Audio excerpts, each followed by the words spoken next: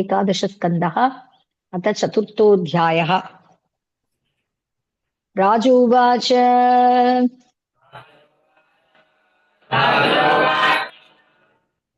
यानि यानीह कर्माणि यैः स्वच्छन्दजन्मभिः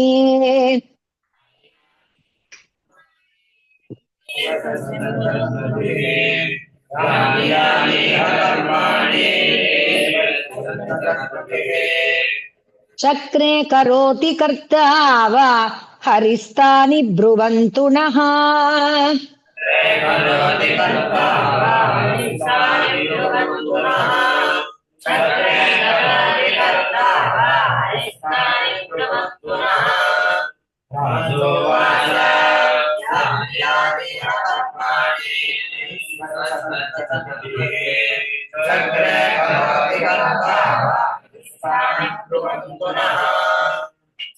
द्रुमिल उवाच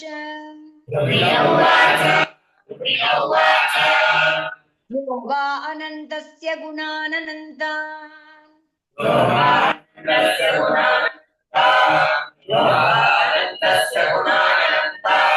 अनुक्रमिष्यन् स तु बालबुद्धिः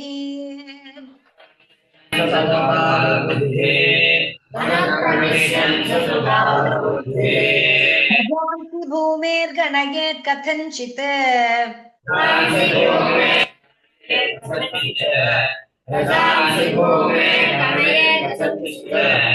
कालेन नैवाखिल शक्तिधाम्नः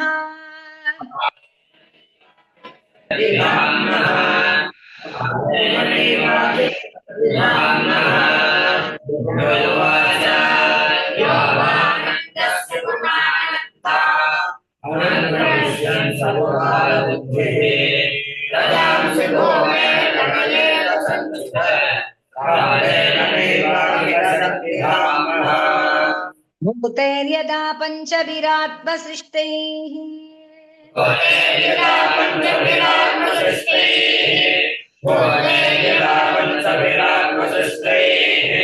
पुरं विराजं विरचय्य तस्मिन्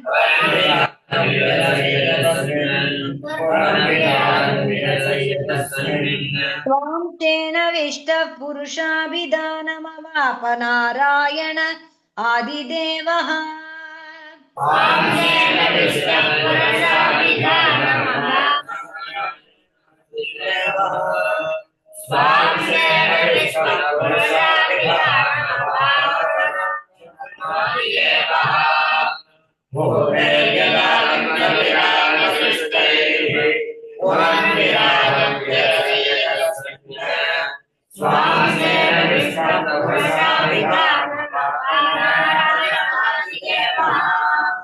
यत्काय एष भुवनत्रय सन्निवेशो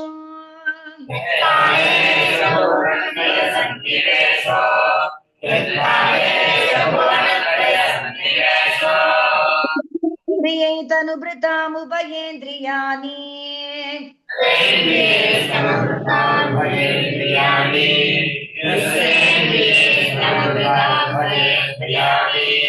ज्ञानं स्वतः श्वसनतो बलमोजैष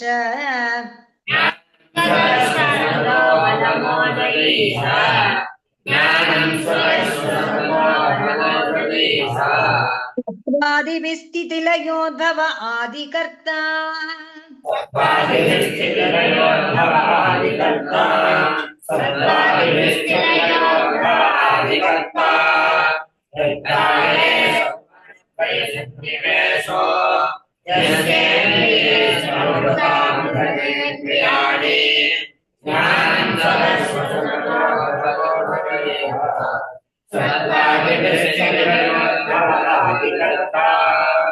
मादावभूषत धृति रजसास्य सर्गे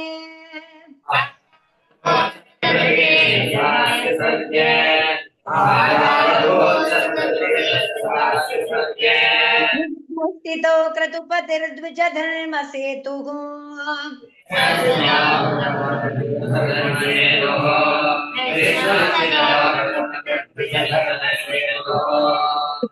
व्ययाय तमसा पुरुषस्ताद्य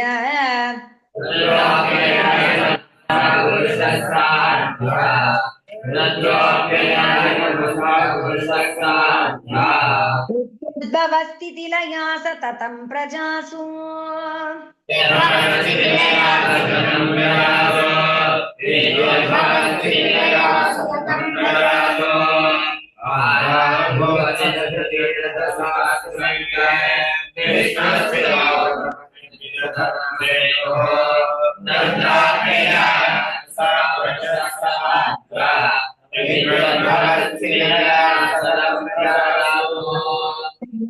दक्षदुहितर्यजनिष्ठमूर्त्याम्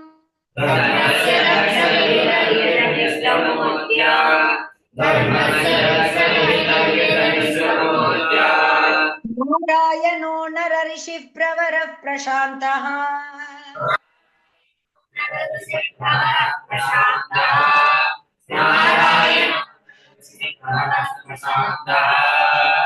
कर्ण्यलक्षणमुवाच चचार कर्म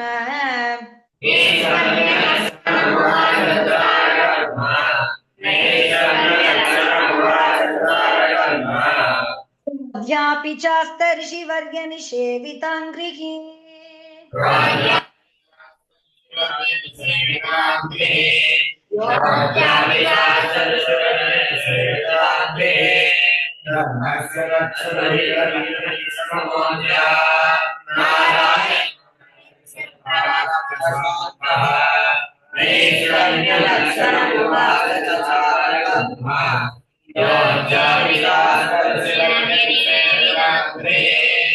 इन्द्रो विशङ्क्य मम धाम जिगृक्षतीति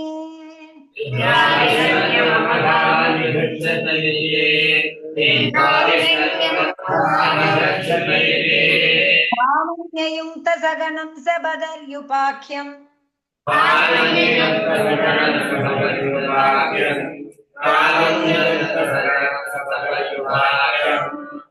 अप्सरो गणवसन्त सुमन्दवाते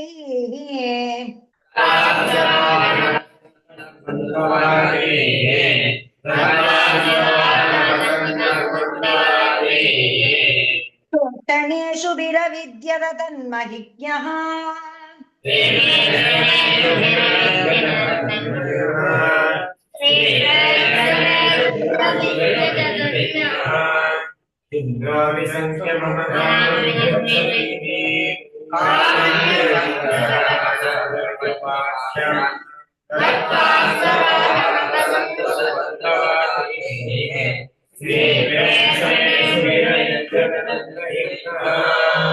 बुद्ध्याय शक्रकृतमक्रममादिदेवः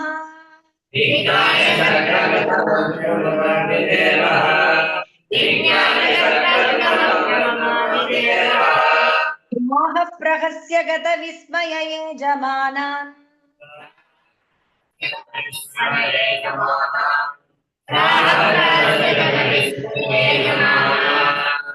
वैष्टभो मदन मारुत देववध्वो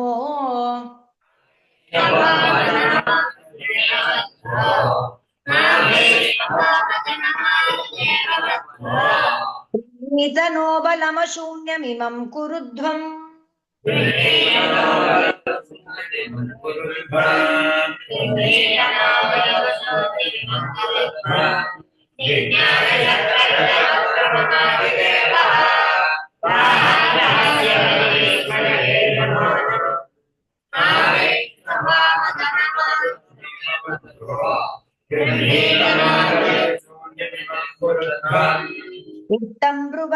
इत्थं ब्रुवति अभयदेन देवदेवा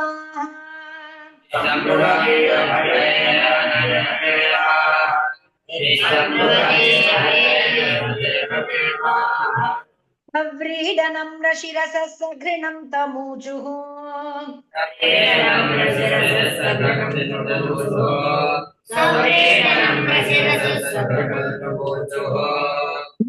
दिवो त्वयि परे विकृते विचित्रम्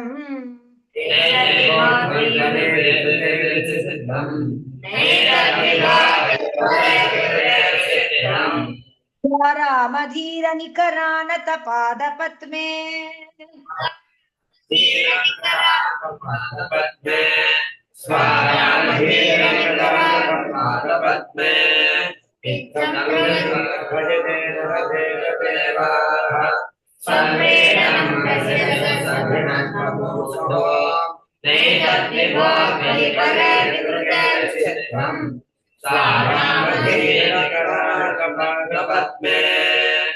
देवतां सुरकृता बहवोऽन्तरायाः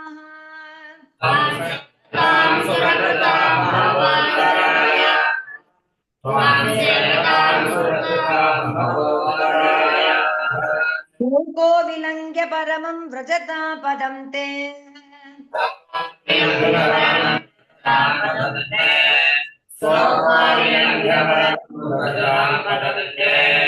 मां यस्य बर्हिषि बलिं ददत स्वभागान्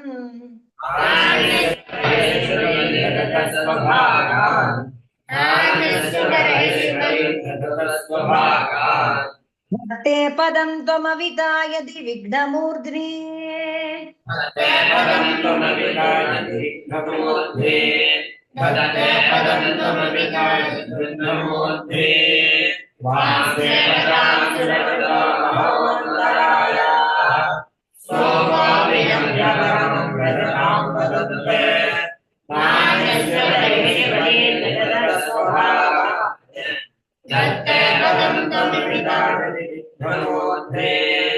पुत्रत्रिकालगुणमारुत जैह्य शैष्या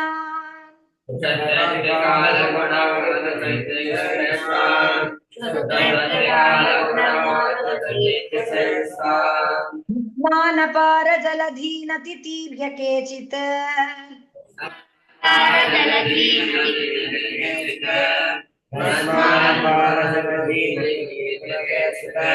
क्रोधस्य यान्ति विफलस्य वशं पदे गोः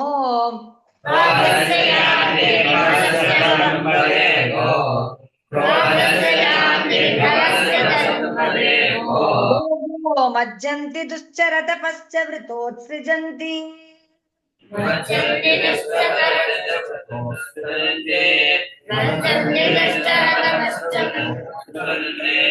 क्रोधस्य यान्ति विफलस्य वशं पदे गो मज्जन्ति दुश्चरतपश्च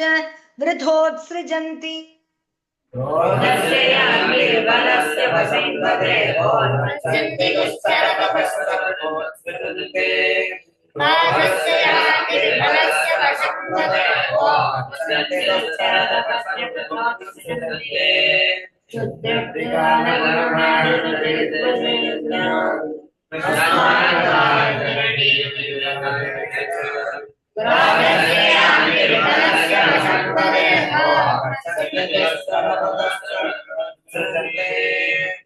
प्रकृणतां तेषां श्रियो अत्यद्भुतदर्शनाः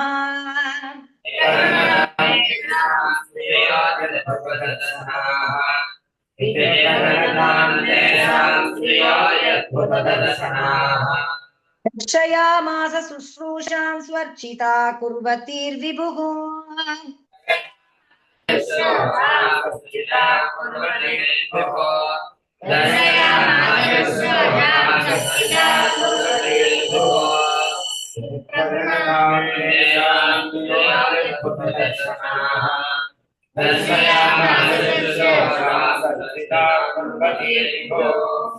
ते देवानुचरा दृष्ट्वा श्रियः श्रीरिवरूपिणीः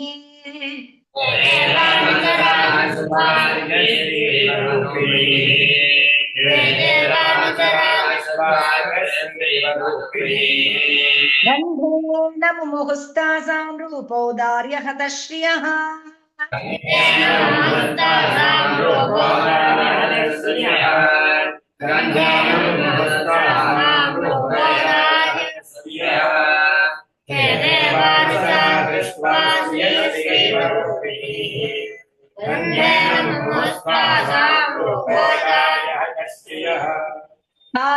देवदेवेशः प्रणतान् प्रहसन्निव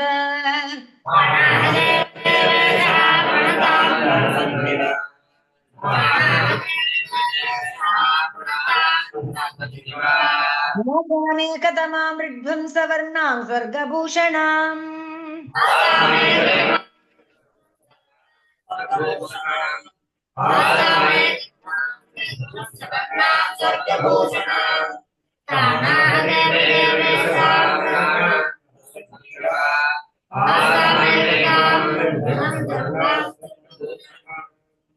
ओमित्यादेशमादाय नत्वा तं सुरवन्दिनः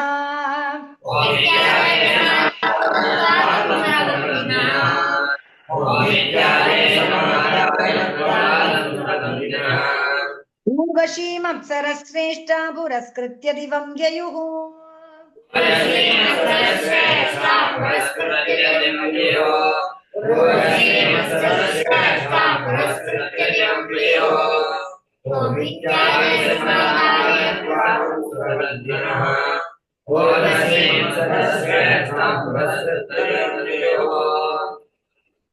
श्री हरये नमः।